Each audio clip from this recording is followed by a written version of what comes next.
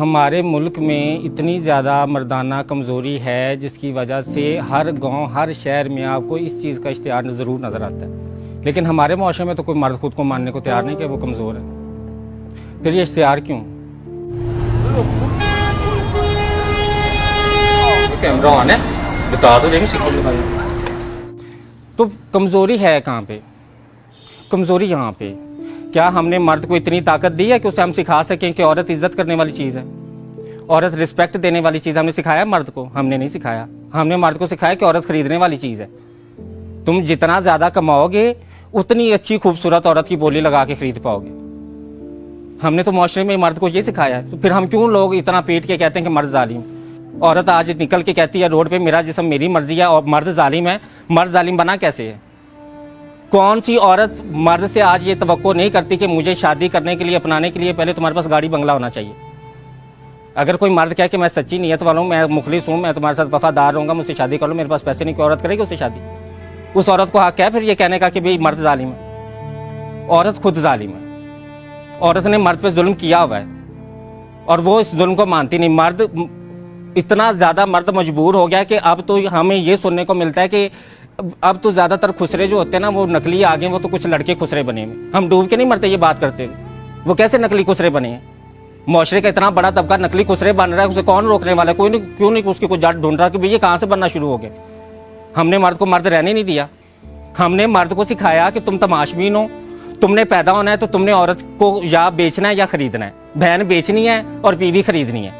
उसके लिए तुम्हें पैसे चाहिए बहुत ज्यादा। जितने ज्यादा पैसे होंगे उतना अच्छा माल तुम खरीद सकोगे। ये सिखाने के बाद फिर मर्द से हम किस चीज की तवक्को कर रहे हैं कि वो अच्छा मर्द बन के सोसाइटी में? वो अच्छा मर्द नहीं बनेगा, वो इससे भी मजीद जालिम बनेगा। पाकिस्तान में 100 में से 60% नौजवान नस्ल है। उस नौजवान नस्ल में से 50% स्कूलों में नहीं है। तो जो 50% स्कूलों में नहीं है उनके पास एंड्रॉयड मोबाइल तो है, तो वो एंड्रॉयड मोबाइल पे क्या देखते हैं? वो एंड्रॉयड मोबाइल पे क्या कुरान और हदीस की तालीम सुन रहे हैं? क्या वो मोबाइल पे मुल्क को कैसे तरक्की की राह पे गामजन करना है वो नौजवान नस्ल ये सीख रही है जो स्कूलों में नहीं है? वो गंदी फिल्में देख रही है, जिनसी फिल्में जिनको सुनते भी हम शर्मा रहे हैं, जिनका नाम सुनते हैं मैं कहते हैं कि सारा जान देखता रहे लेकिन हम बात ना करें। ऐसे ऐसे हम मुंह छुपाते हैं एक दूसरे से। क्यों? हमने अपने नौजवान नस्ल में मुआशरे को ना तो तालीम दी है ना ही उसे तरबियत दी है। तरबियत को लफ्ज़ ही हमें नहीं ना पता क्या है। हमने तो अफसर बनना सिखाया है। हमने बच्चे को शुरू से कहा कि तुम्हारे इम्तिहान में नंबर अच्छे नहीं चाहिए, चाहे बूटी लगा के आए, चाहे नकल करके आए, चाहे जिस तरह भी आए, तुम्हारे 100 में से 100 नंबर आए और तुम कल को बस CSS करके कोई अफसर बन जाओ और अफसर बन के तुम्हारी जिंदगी सेट है। तुम्हें ना अच्छा इंसान बनने की जरूरत है, ना तुम्हें इज्जत की जरूरत है, ना तुम्हें औरत की इज्जत करने की जरूरत है। अपनी इज्जत का तो मर्द को पता ही नहीं है। मर्द ने तो अपनी इज्जत पे कभी सवाल ही नहीं उठाया कि नहीं नहीं यार मेरी भी इज्जत। हजरत यूसुफ का किस्सा सुनाती हूँ आप। जुलेखा ने रोका, जिनसी अमल के लिए झिपटी। ताकतवर मर्द कौन था? उसने कहा कि नहीं मैं मुसलमान मर्द हूं, औरत नंगी भी मेरे सामने आ जाए मेरा ईमान नहीं डोलता, मैं उस रब से डरने वाला हूं। मर्द, असल मर्द वो होता है जिसमें बर्दाश्त होती है। ताकतवर में बर्दाश्त है ना, कमजोर में बर्दाश्त नहीं होती। कमजोर कौन होता है? जिसमें बर्दाश्त नहीं है। ताकतवर कौन है? जिसमें बर्दाश्त है। तो ताकतवर मर्द तो वो होता है कि वो नंगी औरत को देखता तो वो मुसलमान माशरे में आंखें झुकाता, वो सर मुंह फेरता, वो कहता है कि नहीं नहीं यार मैं अगर ये औरत जहन्नम के रास्ते चल भी पड़ी है तो मैं तो मुसलमान मर्द हूं। मेरा काम तो औरत की इज्जत करना है, उसको इज्जत देना, उसका जिस्म ढांपना, उसका जिस्म नंगा करना नहीं है।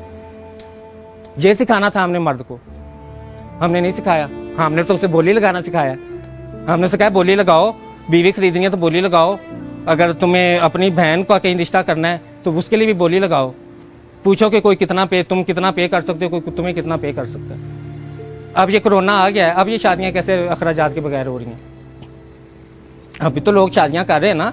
अब तो दूल्हे को फिक्र नहीं है कि मैंने शादी करने से पहले 10 लाख रुपया जोड़ना है, मैंने घर बंगला गाड़ी लाजमी हो तो मेरी शादी होगी।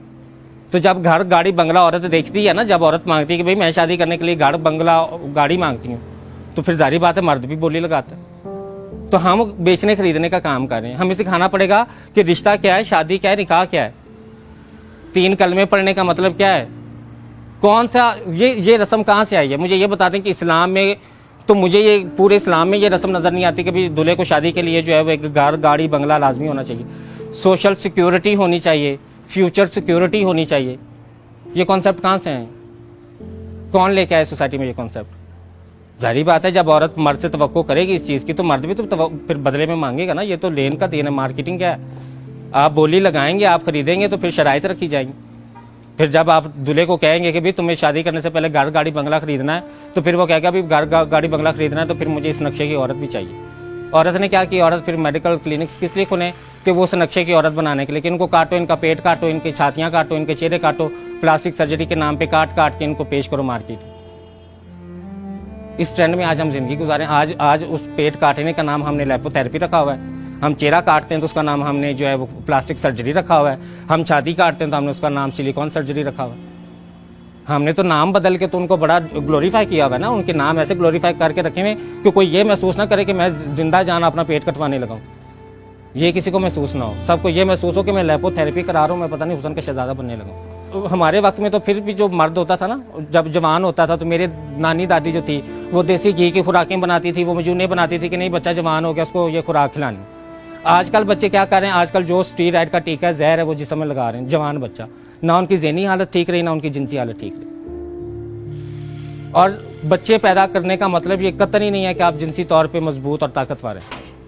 बच्चे पैदा होते हैं अल्लाह के अमर से। अगर आप औरत को जिनसी तस्कीन दे रहे हैं तो फिर आप ताकतवर मर्द हैं जिसको मर्दाना कमजोरी नहीं है। और अगर आप औरत को जिनसी तस्कीन नहीं दे रहे और औरत बगावत पे उतर आई और वो रोड पे कहती है कि मेरा जिस्म मेरी मर्जी, मुझे तुमसे तस्कीन नहीं मिलती, अब मेरा जिस्म है, मैं जिसम मर्जी तस्कीन लूँ, तो वो उस मर्दाना कमजोरी का इलाज जो है ना वो खुराक से और ज़हनी सुकून से हो। जब तक मर्द के ज़हन में ज़हनी सुकून नहीं डाला जाएगा, जब तक उसके ऊपर से ये जिम्मेदारियां और बोझ नहीं हटाए जाएंगे, तब तक ये चीज़ें नहीं ठीक होंगी।